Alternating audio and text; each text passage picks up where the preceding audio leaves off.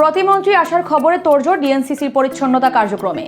একটা ভালো ঈদযাত্রা ম্যানেজ করতে সক্ষম হয়েছি, মন্তব্য সেতুমন্ত্রীর। স্বরাষ্ট্রমন্ত্রীর হস্তক্ষেপে কোরবানি হচ্ছে না ভাইরাল মহিষ ডোনাল্ড ট্রাম্প। বিছানা ছাড়া ঘুমায় না ব্যতিক্রমী ছাগল নবাব সিরাজউদ্দৌলা। ট্রাম্পকে নির্বোধ বলে কটাক্ষ মার্কিন পররাষ্ট্রমন্ত্রীর। তৃতীয় বাংলাদেশি নারী হিসেবে এভারেস্ট জয় নুরুন্নাহার নিম্মির। হামজার পর দেশের জার্সিতে খেলতে আগ্রহী ইংলিশ প্রিমিয়ার লিগের দুই ফুটবলার। চাঁদপুরের অর্ধশত গ্রামে ঈদুল আজহা উদযাপন। এনসিপির আয়ের উৎস চাঁদাবাজি, দাবি রাশেদ খানের। 7 নায়িকার সঙ্গে ঈদ উদযাপনে মাতছেন চিত্রনায়ক নীরব। আমি পুষ্প, আপনারা দেখছেন টাইমস ফ্ল্যাশ। প্রতিমন্ত্রী আসার খবরে তোড়জোড় ঢাকা উত্তর সিটি কর্পোরেশনের পরিচ্ছন্নতা কার্যক্রমে। 27 মে স্থানীয় সরকার প্রতিমন্ত্রী মীর শাহে আলম ও ডিএনসিসি প্রশাসক মোহাম্মদ শফিকুল ইসলাম খানের উত্তরা দিয়াবাড়ি পশুরহাট পরিদর্শনের খবর ছড়াতেই শুরু হয় এই আকস্মিক পরিচ্ছন্নতা অভিযান। দুপুর পর্যন্ত উত্তরা মেট্রো স্টেশনের নিচে আবর্জনার স্তূপ থাকলেও সিটি কর্পোরেশনের হোয়াটসঅ্যাপ গ্রুপে জরুরি বার্তা পাওয়ার পরপরই মাঠে নামেন পরিচ্ছন্নতা কর্মীরা এবং 2.5টার পে লোডার এনে দ্রুত বর্জ্য অপসারণ শুরু করেন, যার নেতৃত্বে ছিলেন ডিএনসিসির প্রধান সম্পত্তি কর্মকর্তা শওকত ওসমান ও উপপ্রধান বর্জ্য ব্যবস্থাপনা কর্মকর্তা মফিজুর রহমান ভুইয়া। দীর্ঘদিন জমে থাকা আবর্জনা ভিআইপিদের পরিদর্শনের আগে তড়িঘড়ি পরিষ্কার করায় ক্ষোভ জানান স্থানীয়রা।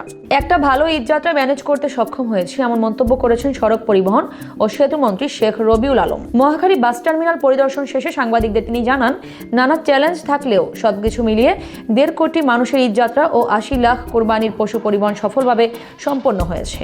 যাত্রীরা নির্ধারিত ভাড়ায় গন্তব্যে যাচ্ছেন উল্লেখ করে তিনি জানান, কিছু অসাধু ব্যক্তি বাস স্ট্যান্ডের বাইরে অতিরিক্ত ভাড়া নেওয়ার সুযোগ নিচ্ছে, কিন্তু এ ধরনের ঘটনায় অভিযোগ পেলেই অতিরিক্ত ভাড়া গ্রহণকারীদের বিরুদ্ধে তাৎক্ষণিক ব্যবস্থা নেওয়া হচ্ছে বলেও জানান। একই সাথে রেলপথে ঈদযাত্রা নির্বিঘ্ন করতে 51টি অতিরিক্ত কোচ এবং 3টি রুটের নারীদের বিশেষ কোচ যুক্ত করা হয়েছে বলেও জানান। স্বরাষ্ট্রমন্ত্রীর হস্তক্ষেপে শেষ পর্যন্ত কোরবানি হচ্ছে না ভাইরাল অ্যালবিনো মহিষ ডোনাল্ড ট্রাম্প। গণমাধ্যমে দেয়া এক সাক্ষাৎকারে সালাউদ্দিন আহমদ জানিয়েছেন, মহিষটিকে ঘিরে অতিরিক্ত জনসমাগম ও বিশৃঙ্খলার আশঙ্কা তৈরি হওয়ায় কেরানীগঞ্জের ক্রেতাকে অর্থ ফেরত দিয়ে সিদ্ধান্ত পরিবর্তন করা হয়েছে। এদিকে সাদা রং ও চোখের গঠনের কারণে সাবেক মার্কিন প্রেসিডেন্ট ডোনাল্ড ট্রাম্পের সঙ্গে মিল থাকায় মহিষটির নাম রাখা হয় ডোনাল্ড ট্রাম্প। নামের কারণে এটি সামাজিক যোগাযোগ মাধ্যমে ব্যাপক ভাইরাল হয় এবং হাজারো মানুষ খামারে ভিড় করেন। পরে দেশের গণ্ডি পেরিয়ে আন্তর্জাতিক গণমাধ্যমেও আলোচনায় আসে ডোনাল্ড ট্রাম্প। এএফপি, রয়টার্স সহ বিভিন্ন আন্তর্জাতিক সংবাদ মাধ্যমে স্থান পায় ভাইরাল এই মহিষটির খবর। বিছানা ছাড়া ঘুমায় না ব্যতিক্রমী ছাগল নবাব সিরাজউদ্দৌলা। কিশোরগঞ্জের করিমগঞ্জে 104 কেজি ওজনের যমুনা পারি জাতের এই খাসিটি এখন স্থানীয়দের আগ্রহ ও কৌতূহলের মূল কেন্দ্রবিন্দুতে।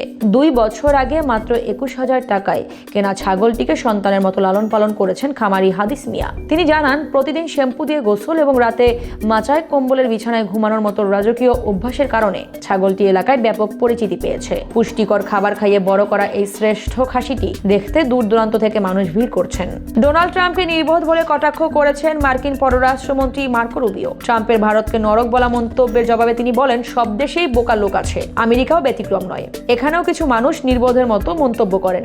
তার এই বক্তব্য মার্কিন পররাষ্ট্র দপ্তরের অফিসিয়াল এক্স অ্যাকাউন্টে পোস্ট হওয়ার পরপরই বিতর্কের ঝড় উঠেছে আন্তর্জাতিক অঙ্গনে। পরোক্ষভাবে ডোনাল্ড ট্রাম্পকে নিশানা করার বিষয়টি বুঝতে পেরে পরিস্থিতি সামাল দিতে পররাষ্ট্র দপ্তর দ্রুত সেই পোস্টটি মুছে ফেলে। পরে যুক্তরাষ্ট্রে ফিরে নিজের অবস্থান ব্যাখ্যা করে রুবিও জানান, তিনি সাংবাদিকদের প্রশ্নটি স্পষ্ট বুঝতে পারেননি। তৃতীয় বাংলাদেশি নারী হিসেবে এভারেস্টের চূড়ায় পা রাখলেন নুরুন্নাহার নিম্মি। বুধবার নেপাল সময় ভোর 5:24 তিনি বিশ্বের সর্বোচ্চ শৃঙ্গ মাউন্ট এভারেস্টে লাল সবুজ পতাকা ওড়ান। বিষয়টি নিশ্চিত করে Bangla mountaineering and trekking club জানায়, গত 11 এপ্রিল ঢাকা থেকে যাত্রা করে প্রতিকূল আবহাওয়া ও নানা বাধা পেরিয়ে তিনি শিখরে পৌঁছান।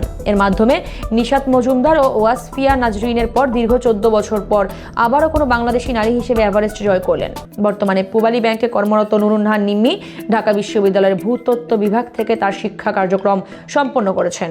হামজা চৌধুরীর পর এবার বাংলাদেশের জার্সিতে খেলার আগ্রহ প্রকাশ করেছেন ইংলিশ প্রিমিয়ার লিগের 2 ফুটবলার ফারহান আলী ওয়াহিদ এবং রায়ান আলী ওয়াহিদ। ইংল্যান্ড প্রবাসী এই 2 ভাইয়ের মধ্যে ফারহান ফুলহাম অনূর্ধ্ব 21 দলের উইঙ্গার আর রায়ান ওয়াকিং এফসির মিডফিল্ডার। ইতোমধ্যেই বাংলাদেশ ফুটবল ফেডারেশন তাদের দলে ফেরানোর প্রক্রিয়া শুরু করেছে। এ বিষয়ে বাফুফে সহসভাপতি ফাহাদ করিম জানান, সব প্রক্রিয়া ঠিকঠাক থাকলে আগামী সেপ্টেম্বর উইন্ডো বা সাফ চ্যাম্পিয়নশিপে 18 বছর বয়সী সাবেক চেলসি একাডেমি ফুটবলার ফারহানকে বাংলাদেশের জার্সিতে দেখা যেতে পারে। একই সাথে নিকট ভবিষ্যতে বাংলাদেশের বয়সভিত্তিক দলের সম্ভাবনাময় খেলোয়াড় হিসেবে দেখা হচ্ছে রায়ানকে। সৌদি আরবের সঙ্গে মিল রেখে চাঁদপুরের প্রায় অর্ধশতাধিক গ্রামে পবিত্র ঈদুল আজহা উদযাপন। 27 মে সকালে 30টির বেশি ঈদগাহ ও মসজিদে ঈদের জামাতে অংশ নেন ধর্মপ্রাণ মুসল্লিরা। প্রধান জামাতগুলো অনুষ্ঠিত হয় সাদরা দরবার শরীফ ও সমেশপুর ঈদগাহ মাঠে। জানা গেছে, প্রথম চন্দ্র দর্শনের ভিত্তিতে 1928 সালে এই আগাম ঈদ উদযাপনের প্রচলন করেছিলেন সাদরা দরবার শরীফের পীর মাওলানা ইসহাক। উৎসব মুখর পরিবেশে ঈদের নামাজ শেষে মুসল্লিরা পারস্পরিক সৌহার্দ্য বিনিময় করেন এবং আল্লাহর সন্তুষ্টির উদ্দেশ্যে পশু কোরবানি শুরু করেন। ধর্মীয় এই উৎসবকে কেন্দ্র করে পুরো এলাকায় বিরাজ করছে ব্যাপক আনন্দ উদ্দীপনা। জাতীয় নাগরিক পার্টির আয়ের প্রধান উৎস হচ্ছে চাঁদাবাজি, এমন অভিযোগ তুলেছেন বিএনপি নেতা রাশেদ খান। এক সংবাদ সম্মেলনে তিনি জানান, তাদের অফিস ভাড়া, গাড়ি ও প্রোটোকলের খরচের উৎস জনগণের কাছে এখনো রহস্যজনক। এ সময় তিনি নাসিরউদ্দিন পাটোয়ারি, সার্জিস আলম ও নাহিদ ইসলামের আয়ের উৎস নিয়েও তীব্র প্রশ্ন তোলেন। নিজের রাজনৈতিক কার্যালয়ে আয়োজিত ওই সম্মেলনে তিনি দাবি করেন, বিতর্কিত মার্কিন বাণিজ্য চুক্তির পেছনে বিএনপি জামায়াত নয়, বরং এনসিপির ভূমিকা রয়েছে। তিনি অভিযোগ করেন, ঝিনাইদহ সফরে নাসিরউদ্দিন অস্ত্রধারী ক্যাডার এনেছিলেন। একই সাথে স্বাধীনতা বিরোধী জামায়াত ও এনসিপি মিলে নতুন ষড়যন্ত্র করছে বলেও তিনি সতর্ক করেন। 7 নায়িকার সঙ্গে ঈদ উদযাপনে মাতছেন চিত্রনায়ক নীরব। রূপালী পর্দার তারকাদের অন্দরমহলের গল্প আর অজানা রসায়ন নিয়ে ঈদে শুরু হচ্ছে বিশেষ সেলিব্রিটি শো নায়কের নায়িকা। আর তাতেই উপস্থাপক হিসেবে দেখা যাবে ঢাকাই সিনেমার এক সময়ের আলোচিত নায়ককে। 7 দিনের এই জমকালো সিরিজে থাকবেন পূর্ণিমা, অপু বিশ্বাস ও পরিমণি, ববি হক, প্রার্থনা ফারদিন দিঘি, তমা মির্জা এবং কেয়া পায়েল। এ বিষয়ে চিত্রনায়ক নীরব জানিয়েছেন, এটি কোনো প্রথাগত ফরমাল শো নয়, আড্ডায় আলোচনা হবে তারকাদের ক্যারিয়ার ও ব্যক্তিজীবন নিয়ে। এরকম আরও ভিডিও নিউজ পেতে ভিজিট করুন bangladeshtimes.com-এ। ধন্যবাদ।